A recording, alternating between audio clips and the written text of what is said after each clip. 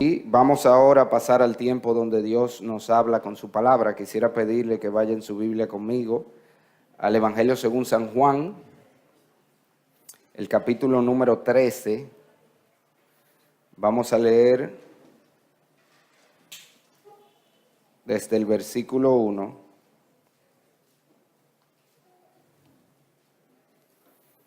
hasta el versículo número 17.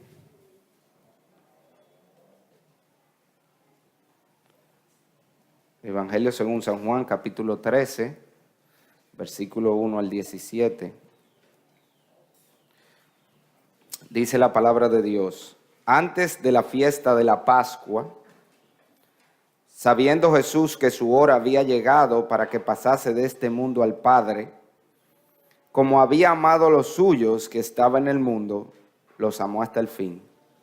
Y cuando cenaban, como el diablo ya había puesto en el corazón de Judas Iscariote, hijo de Simón, que le entregase, sabiendo Jesús que el Padre le había dado todas las cosas en las manos y que había salido de Dios y a Dios iba, se levantó de la cena, se quitó su manto y tomando una toalla se la ciñó.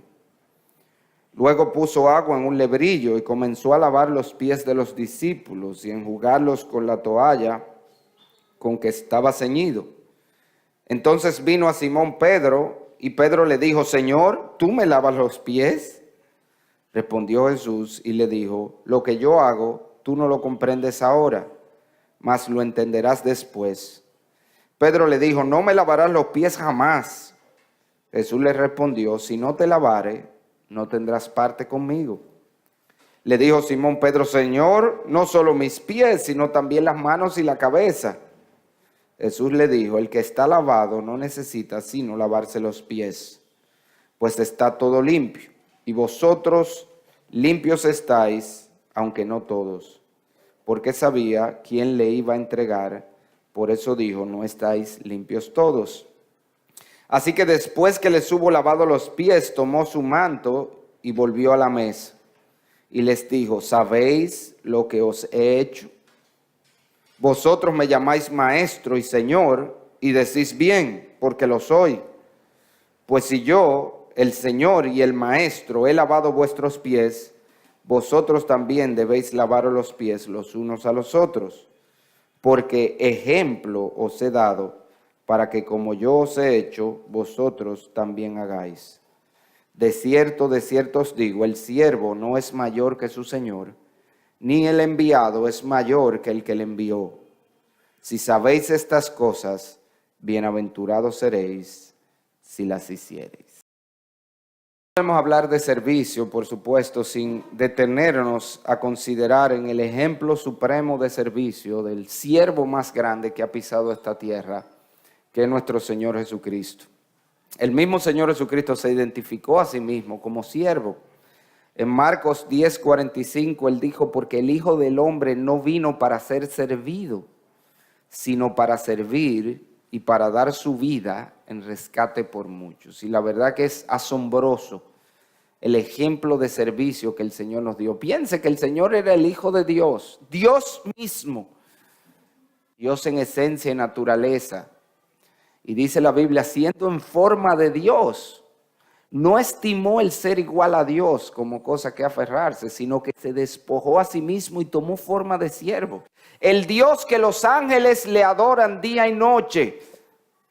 Dice Juan que cuando Isaías vio a Dios sentado en su trono y los ángeles que le decían: santo, santo, santo, Señor de los ejércitos, toda la tierra está llena de su gloria. Juan hace referencia a eso y dice que estaba hablando de Jesús. Así dice Juan en el Evangelio, en este Evangelio de Juan.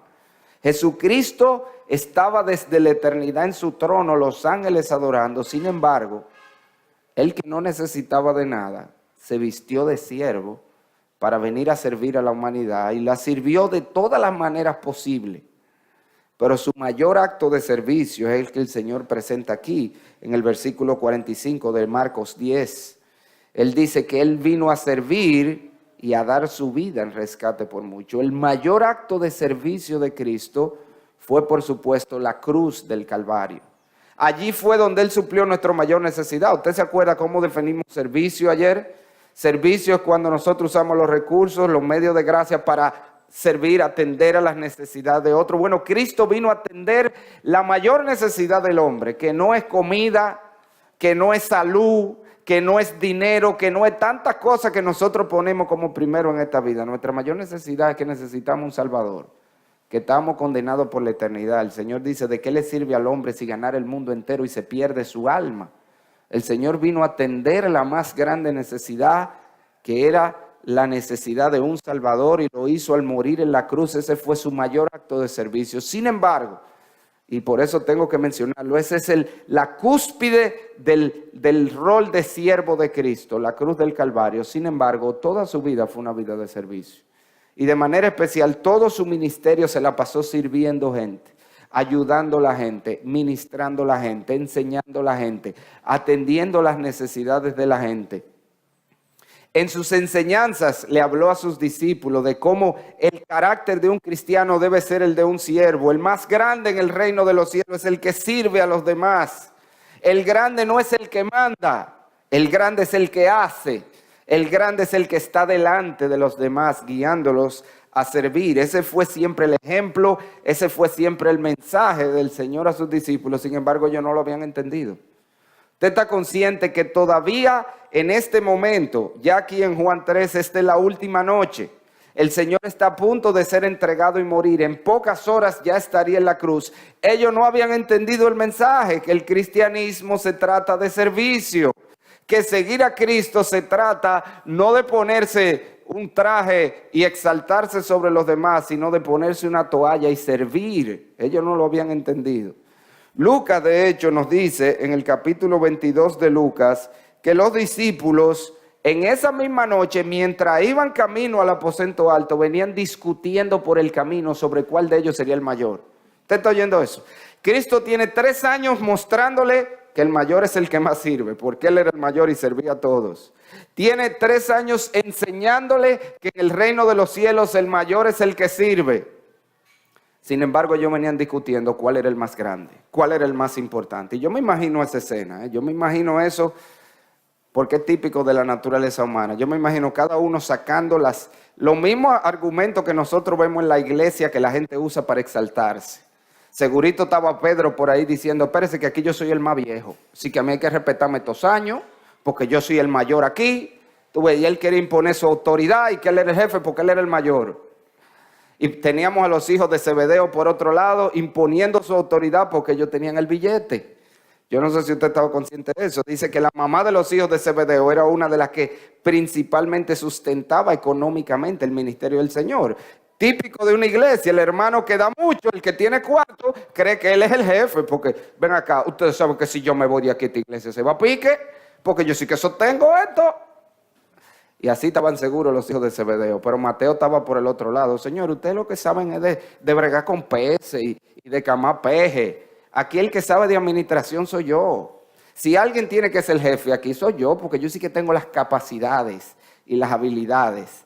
Y esa era la discusión en la que ellos vivían constantemente. Le digo, todavía camino a la última noche con el Señor, ellos venían discutiendo cuál era el mayor, dice la Biblia. Y porque ellos no habían entendido la lección, entonces Cristo se dispone en este momento, en esta última oportunidad que iba a tener con ellos así antes de su muerte, a darles un último y gran ejemplo de servicio. Y eso es lo que el texto que nosotros leímos en Juan 13 nos presenta, ese gran ejemplo de servicio que Cristo le da a sus discípulos en esa última noche, un ejemplo que se le iba a impregnar en la mente y que nunca iban a olvidar. Y para nosotros poder entender ese ejemplo de servicio, nosotros tenemos que ponernos en el contexto de aquel tiempo, porque para nosotros es muy fácil. Yo he visto incluso iglesias donde hacen la famosa ceremonia que asumen ellos que el Señor impuso allí de lavarse los pies, y usted ve que van y agarran un lebrillo y agarran los pies de... No, este debe tener una mazamorra grandísima, pero agarran los pies de que todavía a lo mejor los pies están sanos, ¿verdad?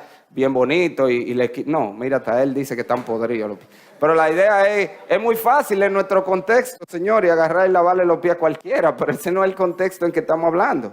Estamos hablando del primer siglo, estamos hablando de un tiempo donde no habían calles pavimentadas, lo que había eran calles de tierra en su mayoría, Y la gente andaba en sandalias, no en zapatos cerrados. Hoy usted se ensucia los zapatos. En ese tiempo usted se ensuciaba los pies literalmente.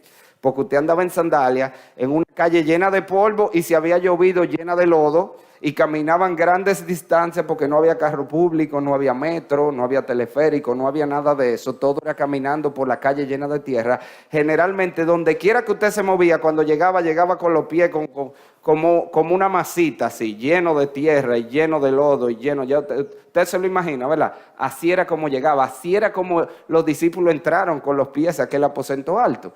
Y es por eso que en esa cultura era una costumbre de que cuando se llegaba a un lugar, lo primero que se hacía, de hecho, dicen los historiadores que en la puerta de cada lugar había una vasija y un recipiente con agua que era para eso, para lavarse los pies, porque tú llegabas con esos pies así, nadie se quedaba con los pies así.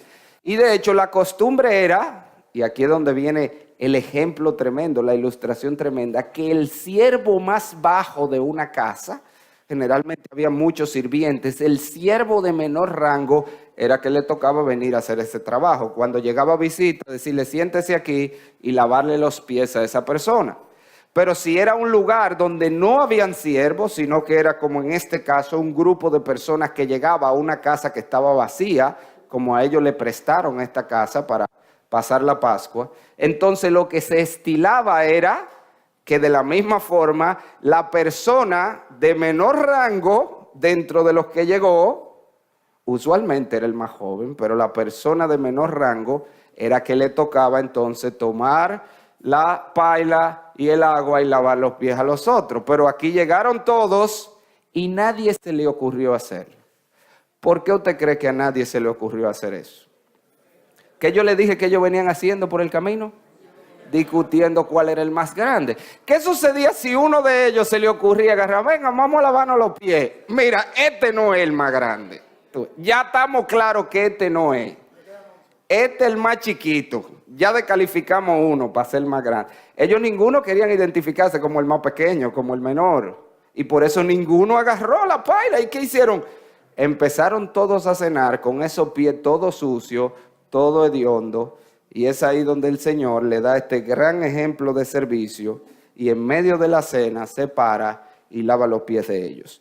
Como en otros mensajes que hemos tenido ya en esta serie, yo no me voy a detener en todos los detalles de este pasaje. Hay muchas cosas que pudiéramos hablar de este capítulo 13 y de lo que pasó y de la respuesta de Pedro, lo que el Señor le dijo, pero yo me quiero centrar en nuestro tema.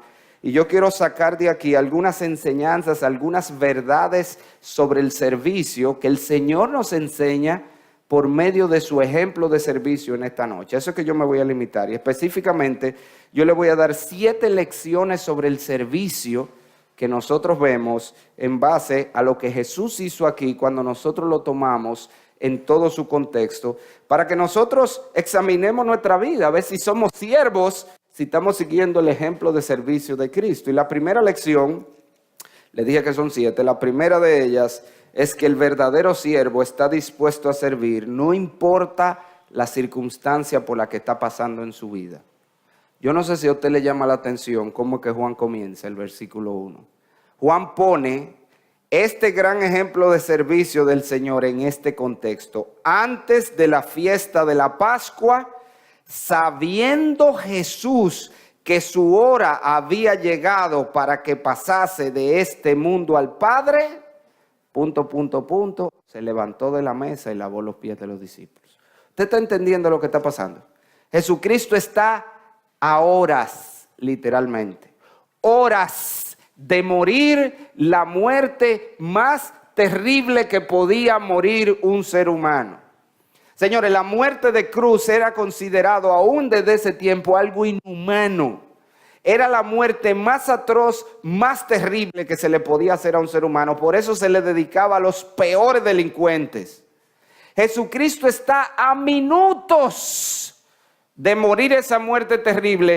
Pero lo más grande de todo es que él sabía que eso venía. Sabía. Una cosa es que usted se vaya a morir ahorita y no lo sepa, y usted está de lo más quitado de bulla aquí, porque no lo sabe. Otra cosa es que usted sabe, te quedan 4 horas y vas a morir de una muerte terrible. ¿Qué usted haría si usted sabe que te quedan 4 horas y tú vas a vivir de una muerte. Tú estás pensando en cómo tú puedes ayudar a otro. Vamos a ser sinceros, hermano. Te quedan 4 horas y te van a matar, te van a pegar fuego. ¿Tú estás pensando en cómo vas a servir a otros? No. Tú estás pensando en todo menos en el otro. Pero ahí es donde vemos el corazón del siervo del Señor. El Señor está a punto de morir una muerte terrible. Y sin embargo, a esta hora, dice aquí, en medio de esta crisis terrible, el Señor lo que está pensando es cómo Él puede ministrar a sus discípulos. Cómo Él puede una vez más darle un ejemplo de servicio. Oiga lo que dice un autor sobre esto que le estoy diciendo. Dice, si en algún momento alguna persona tuvo derecho a centrarse en sí mismo frente a una inminente crisis, esa persona fue Jesús. Hubiéramos entendido que frente a semejante prueba, la cruz que venía, se hubiera mostrado distraído o melancólico. Juan, sin embargo, nos hace notar que el evento que está por describir ocurre con el pleno conocimiento por parte de Cristo de que su hora había llegado para pasar de este mundo al Padre. Y ese paso le llevaría irremediablemente por la cruz.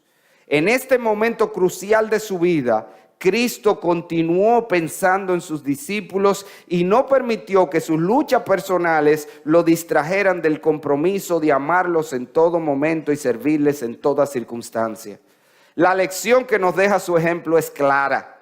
El verdadero siervo no conoce situaciones personales que lo libran de la responsabilidad de expresarse en forma práctica en la vida de los que están a su alrededor. Su ejemplo nos habla de una vocación que no conoce días feriados, ni vacaciones, ni tampoco circunstancias en las cuales es lícito dejar de servir. Termina la cita. Señores, esto es una de las lecciones más grandes. Mira, con esa nosotros podemos cerrar este mensaje, ya tenemos mucho que pensar. Una de las lecciones más grandes de servicio para nosotros. Porque créame que yo he estado ahí, lo he visto de cerca también en otros hermanos. Cuando nosotros nos encontramos en un problema, cuando nuestra vida llega a una crisis personal, cuando llega una prueba, cuando llega una dificultad, lo primero que hacemos es olvidarnos del mundo entero. Soltamos todo en banda, soltamos los ministerios, soltamos la iglesia y nos centramos en nosotros mismos. Yo tengo un problema, yo tengo una situación, mira lo que me está pasando. Y se nos olvida que hay gente a nuestro alrededor que necesita de nosotros y que nosotros estamos llamados a ministrar aún en medio de esas circunstancias. Nosotros nos plegamos en nosotros mismos. Sin embargo, mis amados, el corazón de un siervo, aún en la circunstancia en que se encuentre, no se encierra en sí mismo. Está viendo cómo puede ministrar, cómo puede bendecir, cómo puede hacer bien a los demás. Y déjame decirte, en pocos contextos tú serás de tanta bendición y de tanta gloria a Dios que cuando en medio de la dificultad tú estás ministrando a los otros. Quizá a usted le ha pasado, yo no sé si usted ha tenido esa oportunidad, que usted ha ido a ministrar a una persona que está en necesidad, una persona que está interno en un hospital con una enfermedad seria, o una persona que tiene un serio problema familiar, y usted va tratando de animarlos a ellos, y el que sale animado es usted. ¿Usted ha visto ese tipo de casos? También está el caso contrario, donde usted va y usted lo que sale deprimido, porque ve a la gente amargada. Y pastor, ¿por qué me está pasando esto? Tanto que yo he servido a Dios, y mire esto. No, pero el verdadero siervo aprovecha esas oportunidades para ministrarte a ti. Y yo he salido de lugares donde yo he ido, que yo a veces he dicho, Señor, ¿qué yo le voy a decir a esta persona? Y de allá para acá yo salgo gozoso y animado. Mi madre, cuando yo he visto ese corazón de siervo, yo voy a ministrar y me está ministrando a mi pastor, no se apure, yo estoy confiado en el Señor. Lo que yo quiero es que usted cuide de mis hijos, lo que yo quiero es que usted haga esto, lo que yo quiero, porque yo estoy firme en el Señor. Gente que no está pensando en ellos en la dificultad, está pensando en el Señor y ministran de una manera asombrosa. Déjeme ponerle otro ejemplo bíblico, el ejemplo del apóstol Pablo, señores. ¿Usted se ha fijado que Pablo, no importa las circunstancias que tuviera, él la aprovechaba para ministrar? El apóstol Pablo dice en la epístola a los Gálatas que él llegó a Galacia a causa de una enfermedad del cuerpo. ¿Usted oyó por qué fue que él terminó en Galacia? Aparentemente él salió para otro lado, posiblemente para Roma. Él dice cuando escribe a los romanos que muchas veces había intentado llegar allá y se le había impedido. A lo mejor él salió para Roma, pero en el camino cogió una enfermedad. ¿Y qué hizo? Tuvo que bajarse la guagua. Déjame aquí, chofer, que estoy malo.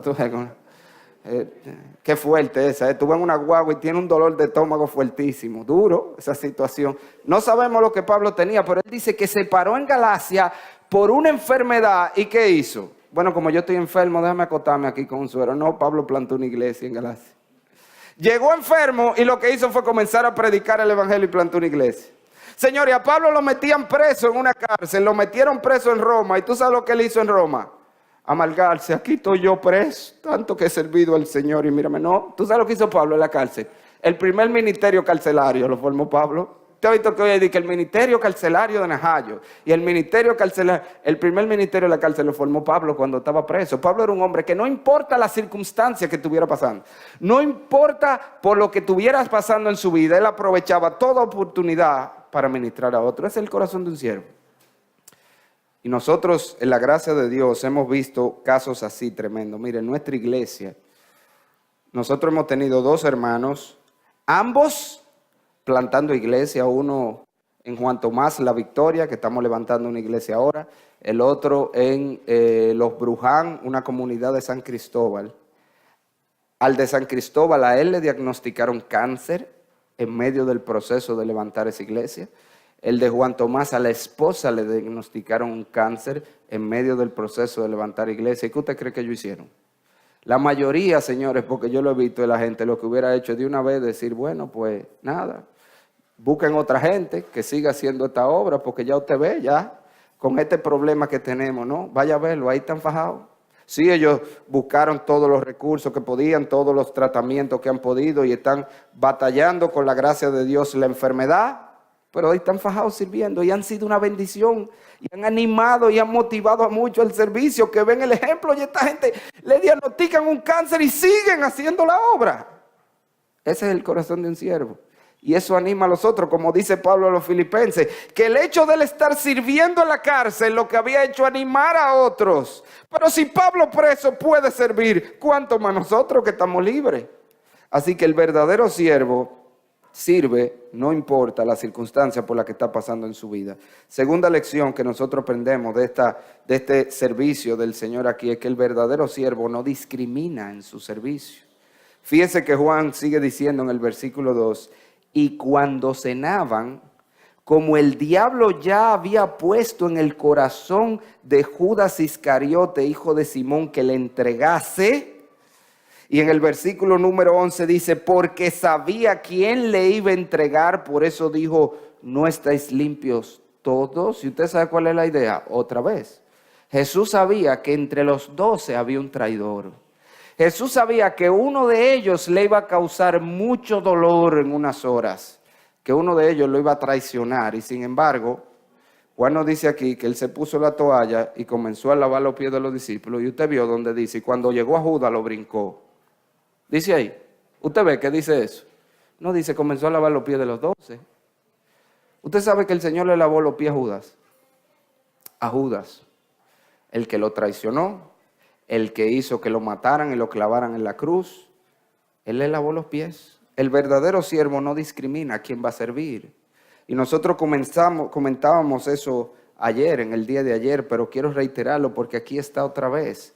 Mis hermanos, es fácil para nosotros servir al que nos cae bien. Es fácil servir a los que nos aman. Es fácil servir a los que nos sirven. Pero servir a nuestros enemigos, servir a los que nos han hecho mal, servir a los que claramente están en nuestra contra, eso requiere un verdadero corazón de siervo. Pero ese es el llamado que el Señor nos hizo. El Señor no solamente lo mostró esto con ejemplo, ya Él se lo había dicho a los discípulos. Oiga lo que dice Mateo capítulo 5.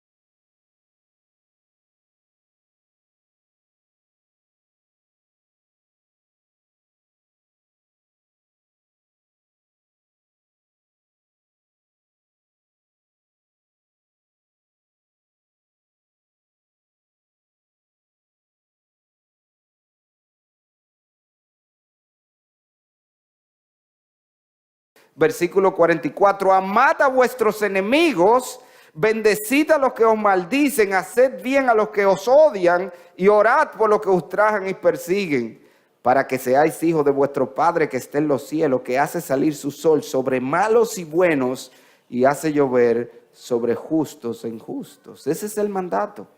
El siervo no está para discriminar a quién va a servir y quién no. Estamos para servir a todos, aún nuestros enemigos. Y yo te estoy hablando de cosas prácticas. Yo quiero que tú aterrices esto a tu vida. Yo estoy hablando de servir a esa persona del trabajo que tú sabes que habla mal de ti y que está siempre armándote un bochinche con el jefe a ver si te votan. Tú estás llamado a servir a esa persona. Yo estoy hablando de ese jefe o de ese profesor en la universidad que te hace la vida imposible. Tú sabes de cuál es que te estoy hablando, ¿verdad? Todos tenemos un profesor que se la coge con uno, ¿verdad? O con un jefe que se la coge con uno. Bueno, tú estás llamado a servir a ese también en toda oportunidad que tenga. Te estoy hablando aquí del vecino que con su conducta te molesta muchísimo, que te coge el parqueo, que te tira la basura de su patio para el tuyo, que no te deja dormir con una bulla todo el día. Sí, a ese vecino tú estás llamado a servir también. Y en un plano todavía más íntimo y personal, tú estás llamado a servir a ese esposo y a esa esposa que es una mala esposa y que es un mal esposo, que no vive como la Biblia dice, que no te trata como la Biblia dice. Tú estás llamado a servir. Y cuando nosotros servimos a esa persona, mire, mis amados, nosotros causamos un impacto tremendo aún en la vida de ellos mismos.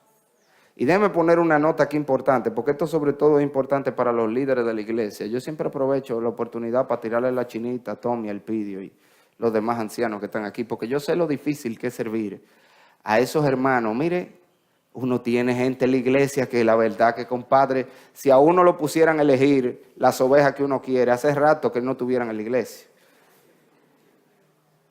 Pero nosotros estamos llamados a servir a esos hermanos que se la cogen con el pastor y que viven haciéndole la contra al pastor y que todo es ponérsela difícil al pastor en la iglesia. Y nosotros tenemos que servirle con el mismo amor como servimos al hermano más bueno que siempre nos apoya. Cuando ese hermano está enfermo hay que ir a atenderlo a su casa y hay que ir a orar por él y hay que ir a ponernos a la disposición. Cuando ese hermano tiene un problema hay que ir también. Y créame que yo sé lo difícil que es eso, porque yo me he visto en esa situación. Pero ese es el corazón de siervo. Y si ninguna otra cosa se va a lograr, lo menos que eso va a lograr cuando tú sirves a tu enemigo es que por lo menos te va a ayudar a ti a no crear amargura en tu corazón, a no guardar resentimiento contra esa persona. El Señor Jesucristo nos dijo, no seas vencido de lo malo, sino vence con el bien el mal. Eso no es solamente vence el mal del otro, es el mal en tu corazón. No dejes que el mal arrope tu corazón. ¿Cómo tú evitas que el mal arrope tu corazón, la amargura, el resentimiento contra alguien? Cuando tú le haces bien, te hizo lo mal, hazle bien, sírvele. Y eso va a evitar que tu corazón cree raíces de amargura. Y en muchos casos, eso incluso va a lograr que la otra persona cambie. Obviamente no en todos los casos, porque no afectó para nada a Judas. Pero con mucha frecuencia, cuando tú sirves a ese que es tu enemigo, tú lo dejas en jaque. Él no sabe qué hacer, por eso dice Pablo, ascua de fuego amontona sobre su cabeza. Él dice, él no entiende lo que está pasando. Oye, yo he tratado de hacerle daño y cuando yo tengo un problema, una necesidad, él viene a ayudarme. Lo deja en jaque. Usted sabe que en nuestra iglesia hubo un caso así, hubo una hermana, tremendo ejemplo. Esta hermana se convirtió a Cristo y su esposo era un borrachón, de esos hombres de la calle, malísimo. Y cuando ella se convirtió a Cristo, el hombre se propuso que le iba a hacer la vida imposible. Atento a que ahora ella dice que qué evangélica esta. Y ese hombre literalmente se lo hacía de maldad, casi todos los días llegaba a la casa borracho de madrugada y la levantaba. Mira mujer, levántate ahí a cocinarme que tengo hambre. ¿Qué usted haría en ese contexto? Dígame hermana, ¿qué usted haría? Usted es muy piadosa, ¿verdad? Se va a levantársele. No, mira hombre del diablo, ¿qué es lo que? Esa es la respuesta natural. ¿Tú sabes lo que hacía esta hermana? Se levantaba como toda una sierva. Le decía, sí mi amor. Ese hombre llegó a levantarla para que le preparara un sancocho a las 3 de la mañana. ¿Usted sabe lo que es un sancocho a las 3 de la mañana? Y esa hermana se levantaba y le hacía el sancocho. Es más, hubo una vez que el pastor Mayén, el pastor de nuestra iglesia, él mismo estaba que no entendía y le dijo, hermana, yo no entiendo cómo usted hace eso. Y ella le dijo, pastor, mire, ese hombre, el único pedacito de cielo que va a tener si sigue en esa vida que tiene es esto aquí. Así que yo estoy tratando de hacérselo lo mejor posible. Oiga, pero usted sabe qué pasó, que con el tiempo eso le fue dando a ese hombre. Él mismo no entendía lo que estaba pasando, porque él cada vez quería ponerse la más difícil. Y ella lo que hacía era que le servía. Y llegó un momento que ese hombre cayó rendido, señores. Y ese hombre se convirtió a Jesucristo. Y yo quiero que usted sepa que ese no es de estas conversiones, de que él se convirtió, sí, tú ves. Él hizo una profesión de fe, no. Ese hombre ha plantado 3 iglesias. Y cuando yo le digo plantar, no es que él ha asistido, él ha fundado de 0 3 iglesias. Ese hombre. ¿Y cómo vino a los pies de Cristo? Porque tenía una mujer que era una sierva y que estaba dispuesta a servir, aunque él era un desgraciado. Me disculpan la palabra, porque cuando la dije ayer o antes de ayer se asombraron. Desgraciado lo que quiere decir desprovisto de la gracia de Dios. Eso es lo que es desgraciado. Por si acaso. Pero ella, ¿cómo lo ganó para Cristo? Con un corazón de sierva. Él buscaba ponérsela en China. Ella estaba ahí para servirle. Lo ganó para el Señor y tremendo siervo del Señor es hoy. Así que el verdadero siervo no discrimina a quien sirve. Pero en tercer lugar, la tercera lección que aprendemos del ejemplo de Cristo aquí es que el verdadero siervo no se siente intimidado o minimizado por ningún tipo de servicio. Fíjese que dice el versículo número 3, y esto es raro aquí, como que no entendemos por qué está aquí. Dice, sabiendo Jesús que el Padre le había dado todas las cosas en sus manos y que había salido de Dios y a Dios iba, se levantó de la mesa, se ciñó y le sirvió. ¿Y qué tiene esto que ver? Sabiendo que Él es lo más grande que hay. ¿Y cuál es el punto? Él no tenía nada que probar. ¿Por qué otra vez era que los discípulos ninguno se habían parado a atender? Porque si yo hago eso, yo me estoy identificando como el más chiquito. Pero Jesús, exactamente, ¿cómo es la cosa? Dice otra vez. Jesús dijo, yo estoy claro en quién yo soy. Yo no tengo nada que probar aquí. Yo no tengo nada que demostrarle a nadie. Yo sé quién yo soy. Yo sé que yo soy el más grande. O sea que yo no tengo aquí temor de que, ¿y tú vas a hacer eso?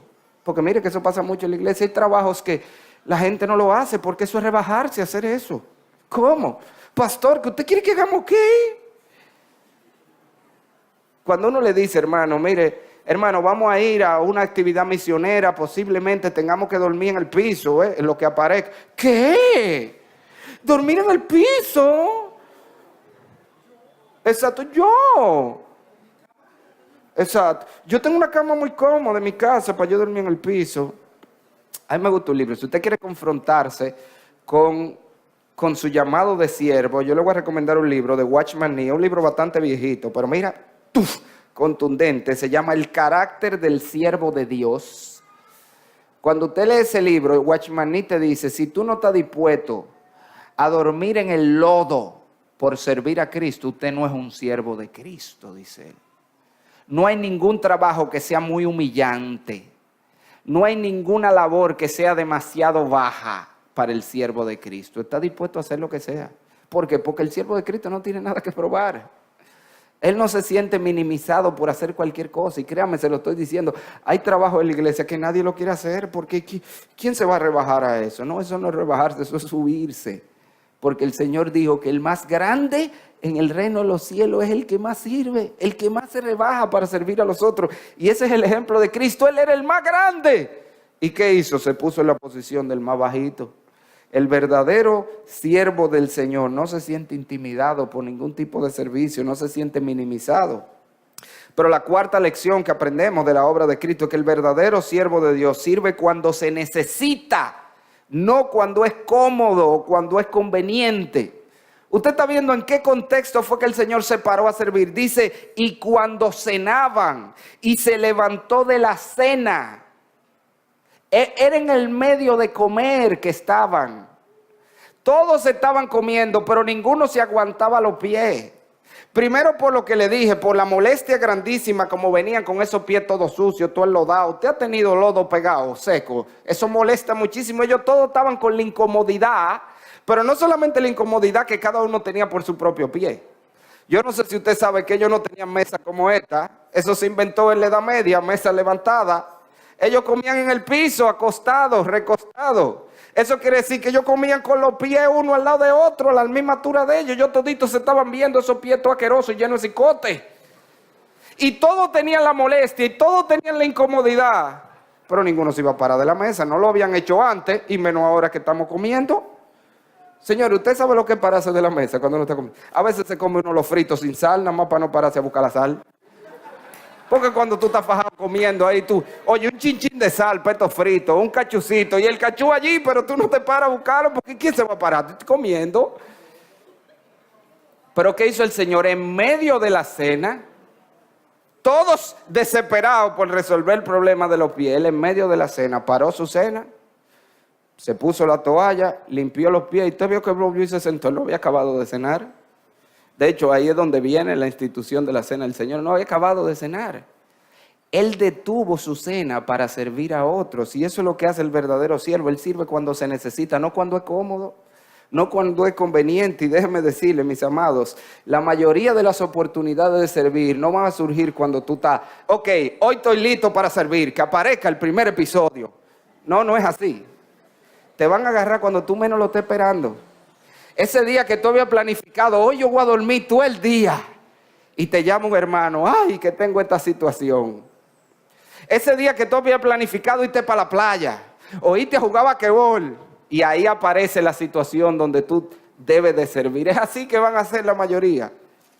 Mire, ayer me llamó una hermana, me escribió una hermana a las 11 de la noche, habiendo salido de aquí, después del día en el campamento, 2 predicaciones, ya yo listo para acostarme.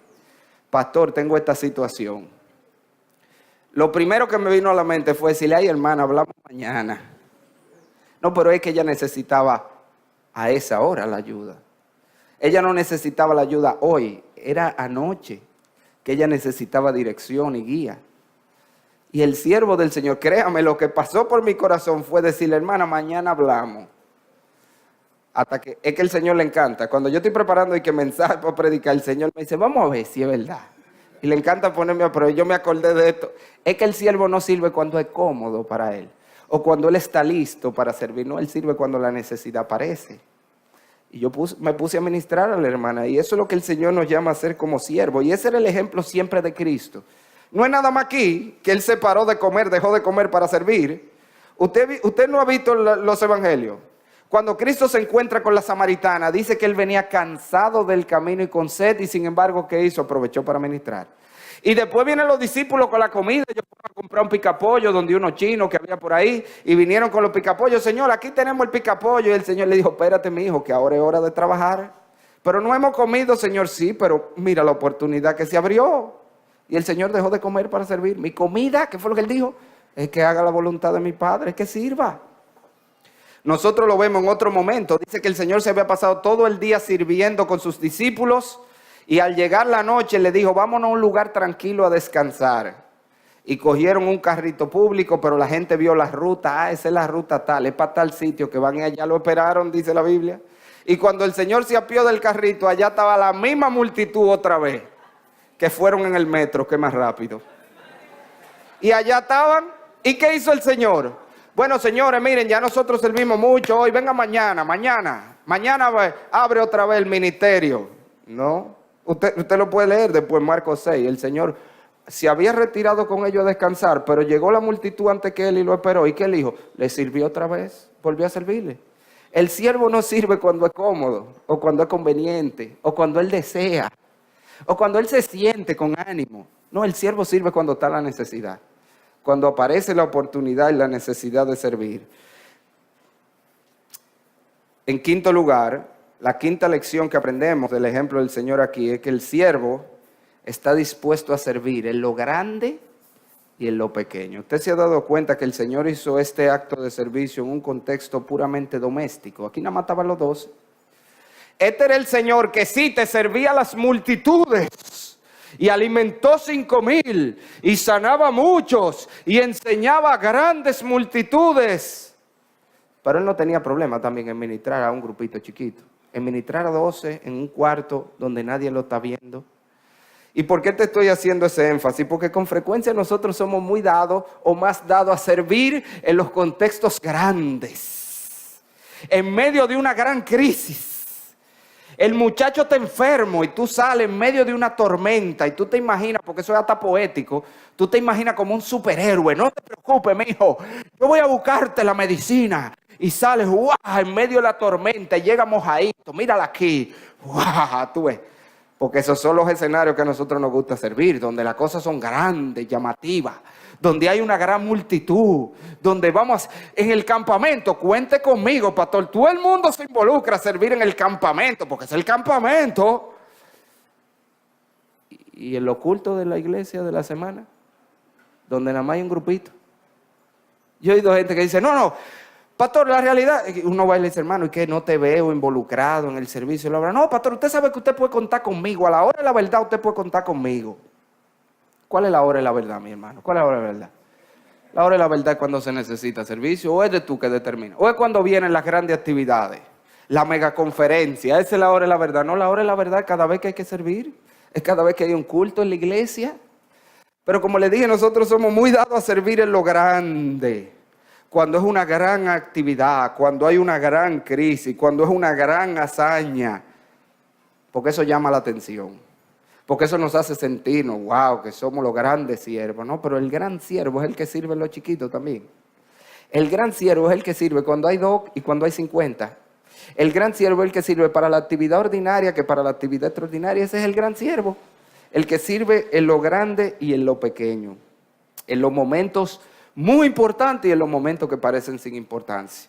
En sexto lugar, la sexta lección que aprendemos aquí del Señor es que el verdadero siervo sirve sin que se lo pidan.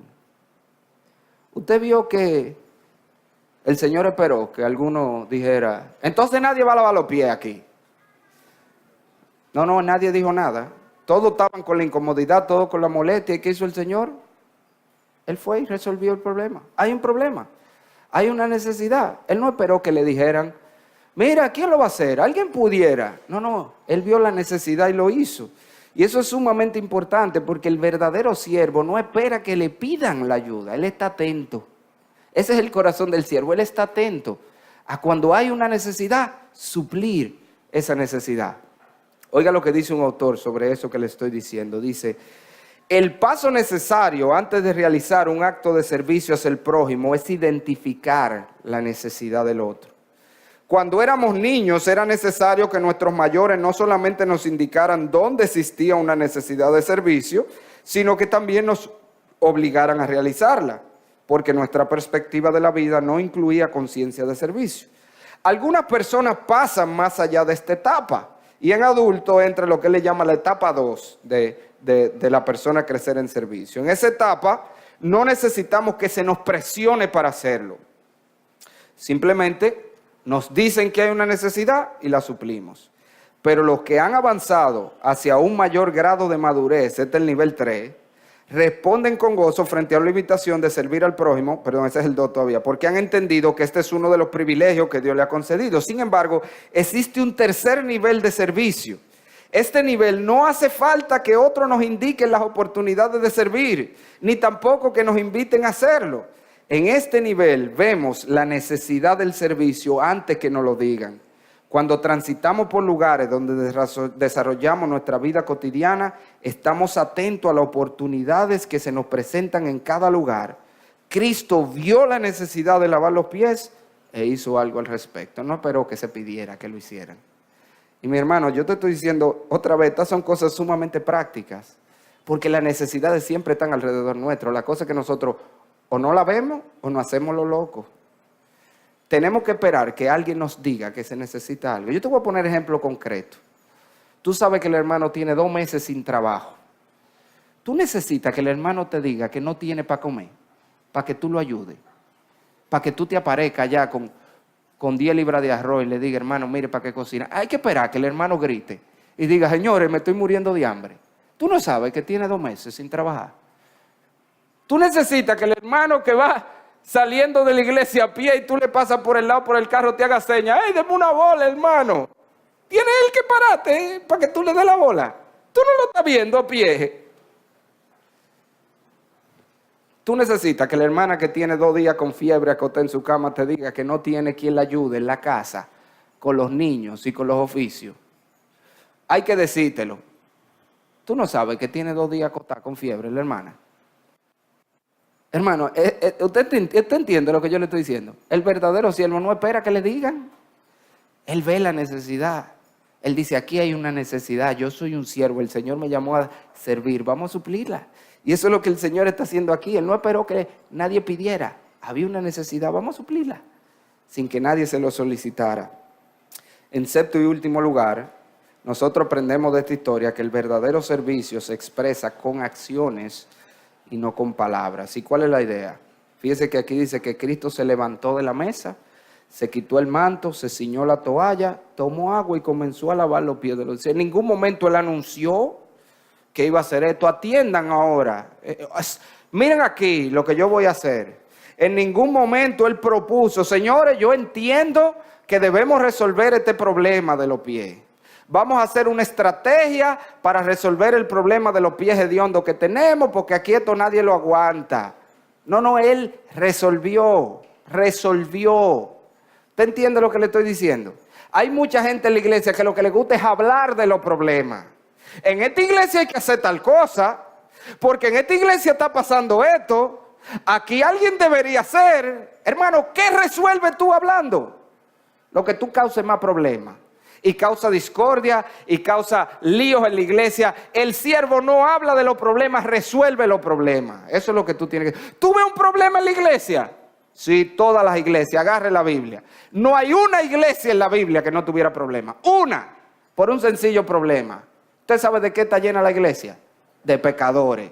Cuando tengamos ángeles santos en la iglesia, entonces no van a haber problemas, pero siempre van a haber. Ahora, ¿qué tú resuelves hablando de ellos? ¿Qué tú resuelves criticando?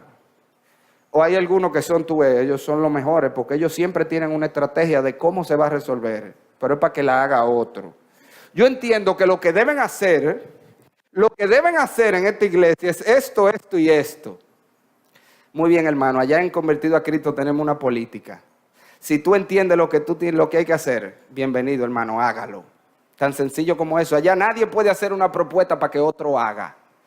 Si tú entiendes que hay algo que hay que hacer, el Señor te llamó a hacerlo. Yo le digo, hermano, mira qué interesante, nadie se había dado cuenta de eso. El Señor te lo dio a ti. Esa solución es para que tú la hagas porque fue a ti que te la dio. Así que agarre usted y póngase a cargo y resuelve el problema. Porque hablando nadie resuelve nada.